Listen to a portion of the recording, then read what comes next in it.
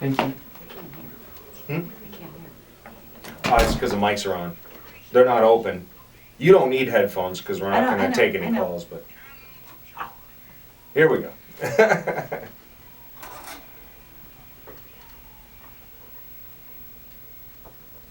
News Radio 1580 WCCF. This is Charlotte County Speaks, 8 minutes after the hour of 9 a.m. on this Tuesday, May 15th. And, of course, the phone lines are 206-1580, toll-free, 888-441-1580. You can email us to ccspeaks@live.com. You can like our Charlotte County Speaks Facebook page, and you can check out the stream as well as catch all kinds of other information on our show page, which you can find at wccfam.com or on your iHeartRadio app. For the first segment here, we would like to welcome Ms. Tricia Duffy, County Commissioner. Good morning, Ken. I'm getting the district. There's so many candidates this year. I'm getting the districts mixed up again. You're District 3, 5. That's right. Middle of Port Charlotte. Middle of Port Charlotte. That's great. And so once again, for some of our listeners who might not know you that well, maybe you've heard your name, maybe know you're a county commissioner. Tell us who Tricia Duffy is. Okay. Well, I was born and raised in Atlantic City, New Jersey, so that makes me a Jersey girl. There you go. And moved down to Charlotte County in 1979 with my husband Barney Duffy, who's been in high school principal and other schools in the 33 years that we've lived here. And my parents retired here, and we came down to visit. And that's how everybody moves to Charlotte Yeah, County. really. Yeah. And then our three children, Casey, Ryan, and Sean, were born and raised here. And I have had most of my background has been in healthcare management and healthcare administration. I worked at St. Joe's a long time ago when it was St. Joe's and Bon Secours. I was director of marketing there. And I moved on, worked in Fort Myers, and was director of a senior health center in Fort Myers. And then in believe it or not, in Myrtle Beach, South Carolina, I commuted from Charlotte County for To Myrtle Beach? Yes, I did. In 1996, I think it was. For 6 months, every week. I left on Tuesday morning at 6, and I came home on Friday at 4, or whenever the plane got me to Fort Myers. Yeah. But Barney was great. He took care of everything, and all the soccer schedules and softball, and did all that. And I was up there 3 nights, but I was home 4 nights. So That's good. It worked out well. Kind of sad to see Barney retiring. Well, he's not really retired. Well, I mean, but leaving, not being a principal anymore at Right. high school. Well, he's been doing that for a long time. Yeah. Ken. It's really. And he's seen it through a lot of changes too, with Charlie and everything else. Yeah. And I think he thought it was a good time. Mm-hmm. He's really accomplished a lot, and time to just move on. And he's up at the VOTEC, helping them out at the VOTEC right now. Good. And but he's not ready to retire yet. But he seems a little bit more calm. That's good. Actually, he's at Charlotte High this week. Last night they had awards night, and then tonight's baccalaureate, and Thursday night he'll be at graduation.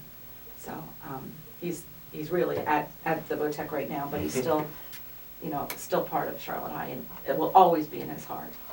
Now the 0405 is still kind of a blur to me because we're all going through Charlie recovery. But isn't that about the time you got it was post Hurricane Charlie? It was actually 05 or 06? 06. It was at the end of 06. Okay. It was Sarah DeVos, the commissioner, whose house was totally destroyed in Charlie. Chose to move it out of the district. She couldn't move back in, and so she resigned. And in October of 2006, Governor Bush appointed me. And at the time I was with Comcast. I was an account executive with Comcast. And I've been in that position. Then 2 years later, when her 2-year term was up, I ran for election, and I was elected by the voters for 4 years. And this is the end of that 4-year term. So this is the end of your official first term. Yes. I guess. Yes. And how has it been for you? What have you learned? I imagine you've learned so much, but that you didn't even begin to think you'd be getting involved in. Exactly. And you would never believe all the things that you have to learn, but it's really kind of interesting. I mean, I really enjoy it. But things you'd never think about, like sewers. I mean, why, why would you have to know about sewers? But I know about low pressure sewers and vacuum sewers and gravity sewers.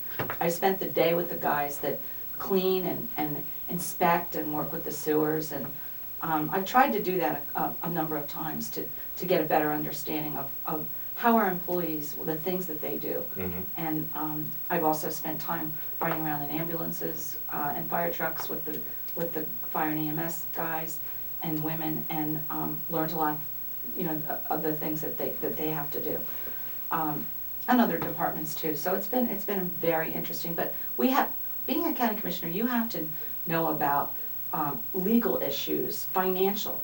Budget is very, very Always is, and yeah, we'll continue in these with this economy. Mm-hmm. Yeah, going to continue to always be up at the forefront. Yeah. What do you think have been some of the successes that you've enjoyed?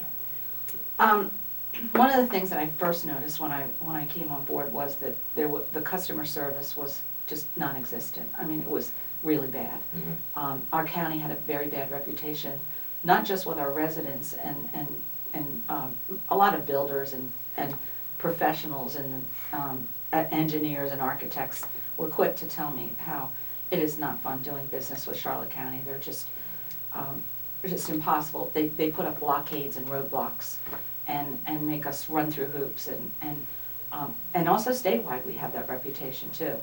And I started meeting with people, meeting with business owners and finding out, well, what kind of problems are you having? And then I would try to relay that back to the county administrator one at a time. And then finally I just held a big meeting, like a summit. And I think we had 40 people from all different kinds of businesses sit down at a table with the county administrator and the building department and the growth management department at the time. And just ask them, just give us some suggestions. Take your negative experience, try to turn it into a positive, and tell us what we can do better. And that's how we started with the Open for Business concept.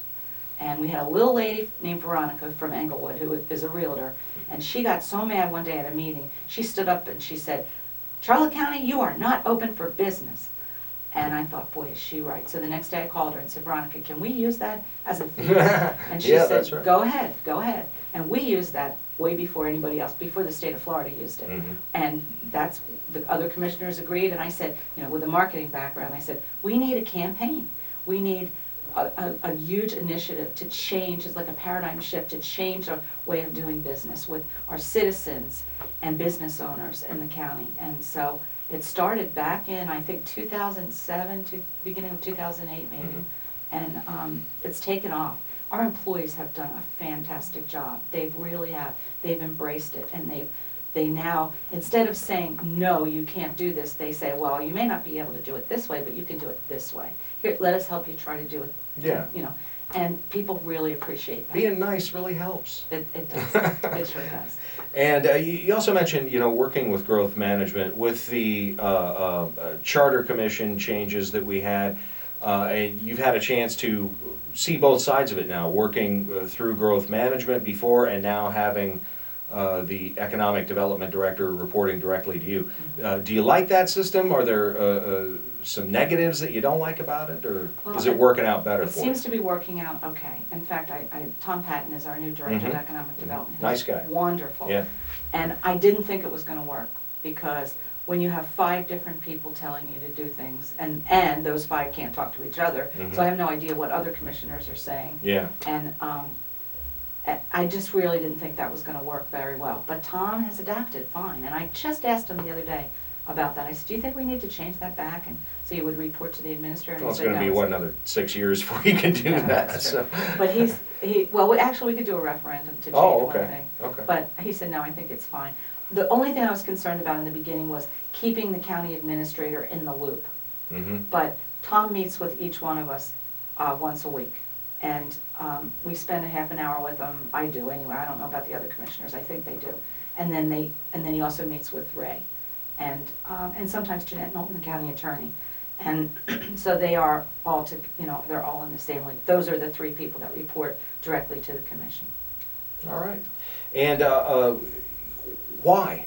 Why are you choosing to? I mean, is it just because you have fallen in love with it? You're just starting to gain some traction. Is that why you want to continue to run for office? I think there's 2 reasons, really.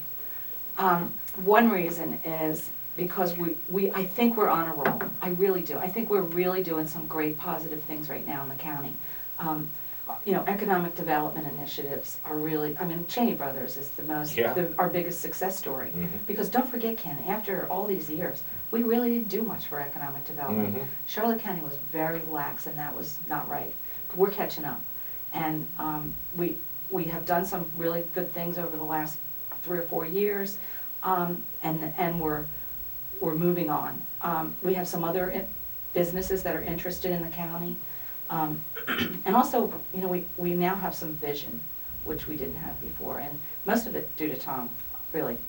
He's brought a lot of great ideas, and you know, we're doing some looking into really interesting technology things that would be appropriate for Charlotte County. I'll give you an example. One is the fact that we have our senior population, such a high senior population, but there are there's a lot of new technology that's related to seniors. And if we can bring that, meld that together, and have ourselves be known as the Silicon Valley for seniors in technology, those kind of things. Yeah, well, it would be nice, you know, if we could have the prosperity generated by Silicon Valley right here. That would be awesome. Well, no, I know what you mean, just but yeah. to get a reputation. Sure. And to bring some companies here that are, and maybe it's medical. You know, maybe it's medical, you know, smart homes. There's all kinds of things we could do. So it's things like that. It's because of Parkside, which is a project that's very dear to my heart. I've been working hard on that for the last couple of years. Is that another reason? That's another reason why I want to continue, because I want to see these things through. And the other main reason is because every once in a while I run into people all over town, and they say, "Good for you. You're doing a good job. You keep it up. I watch your meetings on TV, and I like the things you say." People tell me that a lot, and that